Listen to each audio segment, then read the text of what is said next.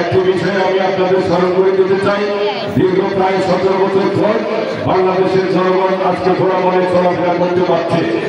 1971 সালে শহীদ রাষ্ট্রপতি জিয়া রহমান দেশের স্বাধীনতা ঘোষণা করেন এবং এই স্বাধীনতার মধ্য দিয়ে বাংলাদেশের মুক্তিযুদ্ধের চেতনা যে মুক্তিযুদ্ধের জন্য এসেছে 30 লক্ষ লোক শহীদ হয়েছে, 2 লক্ষ মানুষ উদ্যোগ দিয়েছে বাংলাদেশের মানুষের ভোটাধিকার প্রতিষ্ঠা করার জন্য, বাক স্বাধীনতা প্রতিষ্ঠা করার জন্য, বাংলাদেশের স্বচ্ছতা নির্মাণ করার জন্য, একটা শক্তিশালী সমৃদ্ধশালী বাংলাদেশ গড়ে তোলার জন্য।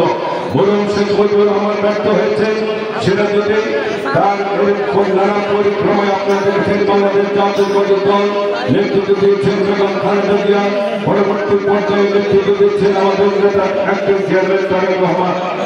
বেগম খালেদা জিয়া হাসিনার সমস্ত অপকর্মের বিরুদ্ধে যখন সারা বাংলাদেশের সরকার আন্দোলন সৃষ্টি করেছেন, ঠিক সেই মুহূর্তে তার বিরুদ্ধে একটি মিথ্যা মামলা মোকদ্দমা দিয়ে এবং একটি ফরমাইশি আইনের মাধ্যমে দীর্ঘদিন ওনাকে কারাগারে নির্যাতন করা হয়েছে। বিএনপির লক্ষ লক্ষ নেতা কর্মীর বিরুদ্ধে মামলা মোকদ্দমা দেওয়া হয়েছে, ৬২ লক্ষ নেতা কর্মীর বিরুদ্ধে মামলা দেওয়া হয়েছে। বিএনপির ৬০০০ নেতা কর্মীকে হত্যা করা হয়েছে, খুন করা হয়েছে।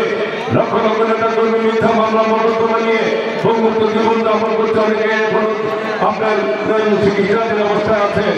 2024 জুন এবং আগস্টের আন্দোলনের উত্তাপ ছাত্র গণ আন্দোলনের জন্য ওই দেশে মানুষের আন্দোলনের মধ্যে হাসিনার পতন হয়েছে। হাসিনা কিন্তু বাংলাদেশ থেকে এমনি যায়নি, গণ আন্দোলনের মধ্যে পৃথিবীর ইতিহাসে নাই।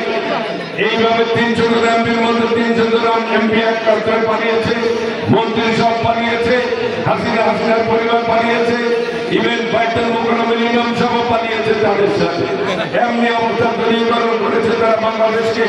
গোটা বাংলাদেশে আওয়ামী শাসন প্রতিষ্ঠা করার জন্য বাংলাদেশের পুলিশ, বাংলাদেশের মিডিয়া, সেনাবাহিনী, বাংলাদেশের শিক্ষা ব্যবস্থা, বাংলাদেশের বিচার ব্যবস্থা, নির্বাচন কমিশন, দুর্নীতি কমিশন, সকল কমিশন আওয়ামী লীগ দ্বারা নিয়োজিত করা হয়েছে। এদেশে কোন বিচারক সুষ্ঠুভাবে বিচার করার মতো কোনো বিচারক ছিল না। প্রত্যেকে তারা মজুদ কোর্টধারী, এদেরকে বিচারপতি বানানো হয়েছে।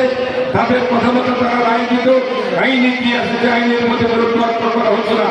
এই অবস্থা থেকে আজকে বাংলাদেশকে পরিত্রাণের জন্য যে কোনো আন্দোলনের মধ্য দিয়ে যাদের রক্তের বিনিময়ে আমরা আজকের অবস্থা পেয়েছি, আমরা তাদের যদি আত্মার মাঠ পূরণ করছি এবং তাদের বিজয় আল্লাহ তাআলা তাদের শহীদ আমরা কামনা করছি।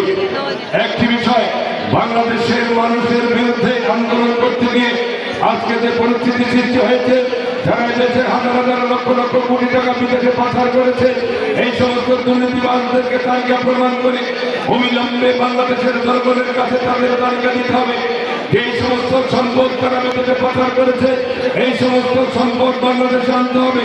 এখানে স্থানীয়ভাবে যাদের এখনো সম্পদ আছে বাড়িগাড়ি জাকাতলীয়গুলা আন্দোলনের মধ্য দিয়ে যেই সরকার করে দিয়েছে উপদেষ্টা, আমরা তাদেরকে অনুরোধ করবো অবিলম্বে এই সমস্ত সম্পদ আইডেন্টিফাই করে তাদেরকে বাংলাদেশের প্রচলিত আইন